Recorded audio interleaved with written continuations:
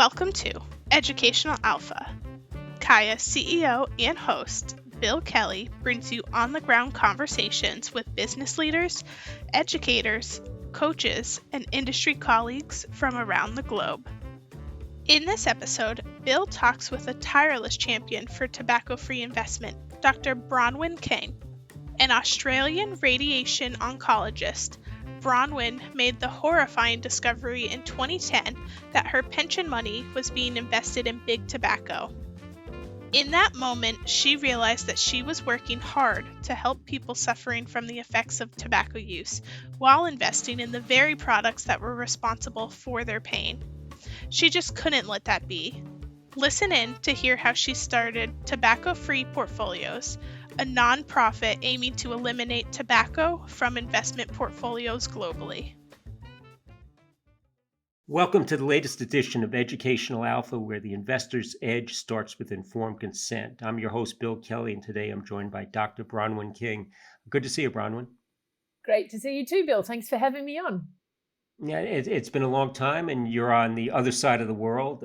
In my travels, I spent some time in Sydney and Melbourne, but I've not been over there since before COVID. But it's good to see you at least on this platform. And you've got to come back, Bill. It's a beautiful day here. It's a 31 degrees Celsius day here in Melbourne. Oh, so wow. Beautiful summer's day. All right. Well, I'm going to make it a priority. It's a beautiful spot. But I think of the many guests I've talked to, Bronwyn, you have a very interesting and different background, having come up as a medical doctor. And I think I know it's led you to what you're doing. So before we get into that, maybe a little bit of your background and then segue into how you got into your current role. Sure. Well, by background, I'm a radiation oncologist. So I'm a specialist medical practitioner. And I started my medical career thinking that I was going to work largely like most doctors would, devote themselves full time to medicine. But my life did take a rather unexpected turn. In my early years of medicine, in fact, the first job that I secured after I graduated from university, I was working on the lung cancer ward at a huge cancer centre in Melbourne, Australia. In fact, it's the biggest cancer centre in the Southern Hemisphere. And there I was working on the lung cancer ward where all of my patients were obviously very ill with a very serious disease. Most of them were smokers or ex-smokers. Most of them had started smoking when they were children or teenagers. And most of them had even tried to quit over the years. But there they were suffering a very serious illness on the wards and looking to me for help. And the problem is that even though I live in this beautiful country that's blessed with an incredible medical system and lots of latest cutting-edge technologies, the truth is for lung cancer, the outcomes are still extremely poor. The 5-year survival for lung cancer is only just over 15%. So it means that overwhelmingly people suffer very badly and die from lung cancer. And most of that is caused by tobacco. So about 80% of all lung cancers are caused by tobacco. And so I was really seeing the tobacco story play out right in front of my eyes. And I was that young doctor on the ward making those phone calls in the middle of the night, ringing up people saying, look, you really have to rush in because your brother's not going to make it through the night. You need to come in right now. Please just drop whatever you're doing. Hurry in. You need to come and say goodbye. And when you're 25 years old and you're ringing people every night to rush in and say goodbye to their loved ones, it leaves a terribly deep impression. And, I loved my patients. I loved their families. You get to know them really well. And they're all of these great people who deserve so much better in life. And watching that sort of disaster of tobacco play out in front of my eyes just stuck with me. It still sticks with me to this day. And I just kept thinking, gosh, this is so messed up. The world is so messed up. There's so many lovely people here in their 40s, 50s, 60s dying because of this shocking product. And it's amazing that we're not talking more about it. And so fast forward 10 years, I decided to buy a house with my husband. And we sit down with the accountant and the accountant says, you two need to sort out your money so that we can work out which kind of a house you can buy. How much money have you got in your pension plan? And up until that point, to be honest, I'd really ignored my pension plan. But in Australia, we have a compulsory pension system. And if you earn $100,000, your employer, without you doing anything, your employer must put an additional 10.5% on top of that into a pension plan that you have access to when you're 65 years old so that you can have a nice, comfortable retirement. You don't have to do anything. You don't have to ask anything. You don't have to say anything. This just sort of magically happens, and young people are wonderful at ignoring it. And I was one of those people. And so it wasn't until the accountant told me to sort myself out that I thought, look, I better find out what's going on. So I arranged a meeting with the pension plan representative for all of the healthcare workers at that massive cancer hospital where I was then working as an attending. I was a specialist qualified radiation oncologist at that time. And I had a coffee meeting with him, and that was in March of 2010. And we sat down in the cafeteria, had a nice little chat. He showed me how much money I had. I had a latte, it was a nice conversation. I got up, shook his hand, the meeting finished, and I walked away. And completely as an afterthought, I rushed back to him and I said, oh, look, by the way, was I meant to tell you what to do with that money? And he said, no, it's all taken care of. You're in the default option. And he just paused for a second. I said, oh, default, does that mean there's another option that I could put my money in? And he rolled his eyes and said, oh, gosh, look, there is one special option for people who have a problem with investing in mining alcohol or tobacco. And then there was silence. And I said, did you just say tobacco? And he said, yes. And I said, so does that mean I'm currently investing in tobacco? And he said, oh, yeah, everybody is. It's completely normal. Don't worry about it. And that was really the moment my life changed, because I just thought, no, I cannot accept that. I can't accept that. Not me here working at this hospital, because I knew what tobacco was doing to people. I knew that all the other healthcare workers would really care about this. And it just made no sense that I was working so hard to try to help people suffering from tobacco, that at the same time my own money was invested in the companies making the products that were killing them. So what'd you do about it? Changed my life. In a nutshell, totally changed my life. I learned everything I could about finance. And as you can imagine, like any sector, finance has its own language, its own quirks, its rules, its regulations, its systems. And I was totally outside of that. So I had an awful lot to learn. At the same time, I started having conversations with the finance sector, and I was asking finance leaders to learn a little bit as well, because I felt that the finance sector had been left out on the global conversation around how we were all trying to get on top of this shocking problem of tobacco. Everybody else was part of the conversation. If you think, parents of the world all are united and want to protect their kids. No one wants their kids to smoke. Teachers are united. Governments are united, implementing rules and regulations. The health sector is united. Communities are united. But the finance sector had sort of been left on the side. And without realising it, the finance sector was still doing things that they'd been doing for decades, and just thinking of tobacco companies like any other company. But no other sector left in the community was like that. Everybody else knew tobacco was different and required different thinking. And so I learned everything I could about finance. I asked finance to learn about tobacco, and I just wanted to see if we could create a little bit of magic in the middle that could really help accelerate global progress towards a world that ultimately should be tobacco-free. So I ended up setting up an organisation called Tobacco-Free Portfolios, and I started to go to and present at finance conferences and ask the heads of sustainability, and even before there were heads of sustainability, ask the chief investment officers, ask the CEOs, ask the board members to just have another think and reconsider whether they could in fact build out a sustainable finance policy for their organisation and have a tobacco-free exclusion at the very heart of that. So reject tobacco. Stop lending tobacco companies money if you're a bank. Stop insuring them if you're an insurer. Stop investing in them if you are an asset owner, a pension plan, or an asset manager. Yeah, and I know you've moved to the States, and I've met your colleague Rebecca. But before I get to the States, just staying with Australia, you were very successful with the super funds, and maybe tell me a little bit about that. And then maybe as I think about the US, are there no lobbyists in Australia? Because I think they can be a tremendous impediment too. So maybe start with Australia, then we'll move toward the States. Yeah, so in Australia, there's no doubt that the stage was set for me. Australia had, for decades, implemented really bold policy on tobacco control. So, for example, Qantas was the first international airline that banned tobacco smoking on board. Australia What year was that? Was that well before the US? I actually don't know. Yeah, it was in the 90s sometime. It was in the 90s.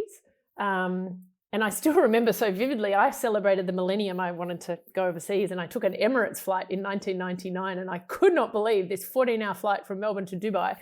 I took off and within 12 seconds of takeoff, the person in front of me started smoking on a 14-hour flight in 1999. And I found that extraordinary because smoking had just been gone from the skies in Australia for such a long time prior.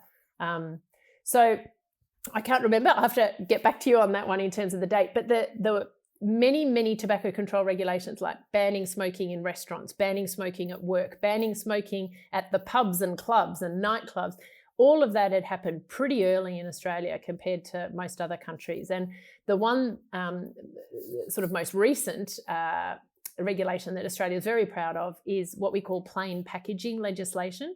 So in 2012, it became illegal in Australia to sell tobacco in anything other than a very ugly sort of browny olive green coloured packet. In fact, they surveyed the public to find the least the most ugly colour to the human eye, and then they said that's the colour you have to put tobacco in. So it's a horrible muddy colour. And in addition to that, the packet has to have a massive picture on it showing a horrible thing that tobacco could do to the body. And the font has to be exactly the same in a small font and small writing. Tobacco has to be hidden behind cupboards at the supermarket where you buy it and so forth. So Australia was the first in the world to implement this plain packaging legislation, and there's now 20 countries that have done that and another dozens more that are working their way through to it. So the stage was set for me in Australia because when I brought up the idea of going tobacco-free in the pension sector, even though it was a very big thing to talk about having a blanket exclusion across all options, I'm not talking about just one tobacco-free option, I'm talking about a blanket option across the top of all products. And so that was a very different approach that I was really advocating for.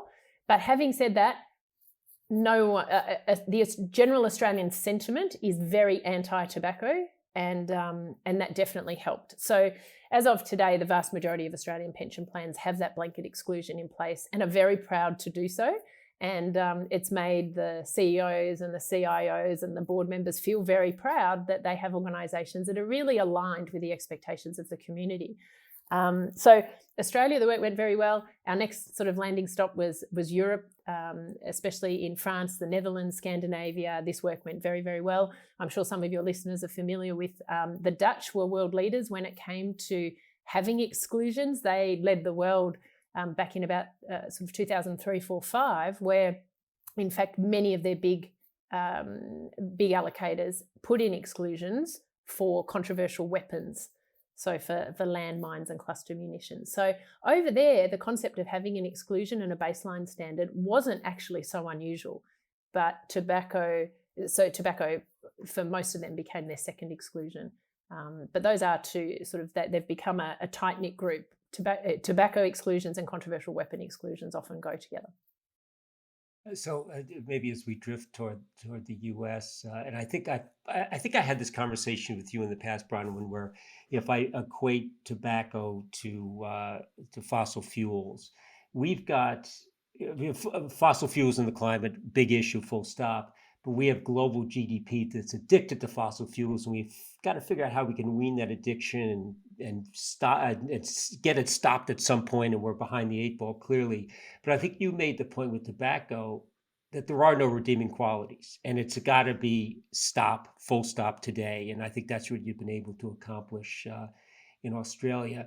As I come to the U.S., the lobbyists have wield great power. And I'm sure that folks in Australia and around the world look at the U.S. with all these shootings and just shake their heads saying, how can you allow this to persist? So we have gun violence and we don't have any sensible gun regulation. And when it comes to tobacco, even CalPERS, as recently as I think 2 years ago, still had a vote. I think only 2 of the 13 board members voted for it, so it got roundly shot down. But I think you still have people saying, I have fiduciary responsibility. I've got to separate that from maybe what is to do right by the world, and do right meaning the long-term costs of this, of tobacco usage are enormous. But I think the short-term orientation gets in the way. So how have you done in the U.S., and what do you see as some of the challenges and maybe hopefully some of the opportunities? Yeah, well, I mean, there's so much to cover in that. I mean, I could speak forever about almost every little subset of that comment and question, but to just hit a few of them on the head, in terms of fiduciary duty, the long-term outlook for the tobacco industry really aligns with your fiduciary duty to get good returns, in that the tobacco industry is under very significant financial pressures. So if we take a look at regulatory risk, there is only one global health treaty that exists. It's called the UN Tobacco Control Treaty, and over 180 countries have signed and ratified that treaty, which commits them to implementing tougher and tougher tobacco control regulations in an ongoing fashion. So we know that it's not really a regulatory risk, it's a regulatory certainty that's going to squeeze demand for tobacco. You then need to look ahead and say, what about the litigation risk? With tobacco companies, I mean, they're renowned for being at risk of litigation. And if you just look at just one tobacco company, currently has more than 3,000 outstanding litigation cases at the moment. So there's almost nothing like that you could possibly compare to when it comes to litigation. So litigation risk is real. And it's really about their current business model, which is where they externalise all the costs. All of these health costs go to governments and communities, and yet they internalise profits. And the whole world's saying that just makes no sense anymore. So these risks are real. The environmental risk is massive. So this is something that I didn't really know about before I got involved in all of this work. But in fact, tobacco has an absolutely devastating environmental footprint on our planet. And this is what many organisations that we're working with, many financial institutions, are finding very interesting as they're building out their net zero or their climate strategies. What we always say there's no room for tobacco in a net zero world. There's no room. And if I'll just give you two quick examples. Number one is the number one ocean plastic is cigarette filters. Not many people know that. I didn't know that until just a couple of years ago. The number one ocean plastic is cigarette filters. So we have a big problem. If we're going to save the oceans, we need to get rid of the number one ocean plastic, which at the moment is as a direct result of the tobacco industry. The other really interesting environmental fact is 1 in 20 trees cut down is cut down because of the tobacco industry, because they have to continually chop down wood to burn to cure tobacco leaves. So it's fundamentally an unsustainable product and an unsustainable industry. So there's massive environmental risks. There's also supply chain risks. We've got at least 16 countries that rely on child labour to produce tobacco, which of course is abhorrent, and scrutiny of supply chains is only increasing. And then we've also got reputation risk. And social license. I mean, the tobacco industry hasn't had a social license for a long time, and it's only getting worse and worse. It's certainly not getting better. So when you look at all of those risks, they're actually all intensifying at the moment. They're all squeezing. And in fact, tobacco companies, if you look at total returns over the past 5 and 10 years, have been much weaker than the S&P 500. There is no sort of financial case at the moment for investing in tobacco. It is extremely risky, it's underperforming, and all of those risks I mentioned are continuing and getting worse. They're not getting better. So if you just wanted to look at finances, I think that you'd really have a tough time to include tobacco in your portfolio. In terms of US and lobbyists, look, obviously as an Australian, it really is a very foreign atmosphere over there in the US for me, because we just don't have that level of lobbying power. We do still have some tobacco lobbyists in Australia, but a very small number of them. We obviously don't have any Australian domiciled tobacco companies, so we don't have that sort of culture here. We don't have that. We also don't have a massive workforce. We've got about 2,000 tobacco factory workers here. That's it in the whole country. So we just don't have the same corporate interests at play in Australia. So it is a very different scenario. I still think, though, when you survey the US public, just in February 2023, there was a survey released showing more than 50% of US citizens surveyed would like tobacco to be banned as a product. So there's a huge anti-tobacco sentiment in the US community that we see repeated all over the world. The vast majority of people really understand that tobacco is a shocking product, not just for human health, but in many other aspects. So I can't wait to the day when the concept of a tobacco lobbyist is long gone, and we just have to continue to work really hard to make that happen.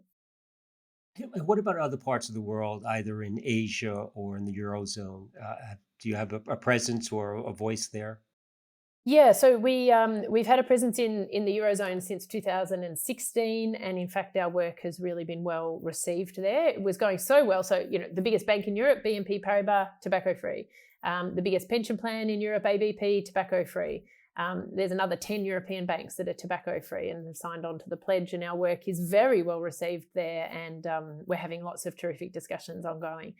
In 2018, the work was going so well that France and Australia, the government of France, so President Macron and the Australian Prime Minister Malcolm Turnbull back in 2018, they co-sponsored our event at the UN General Assembly called The Pledge. We launched the Tobacco-Free Finance Pledge.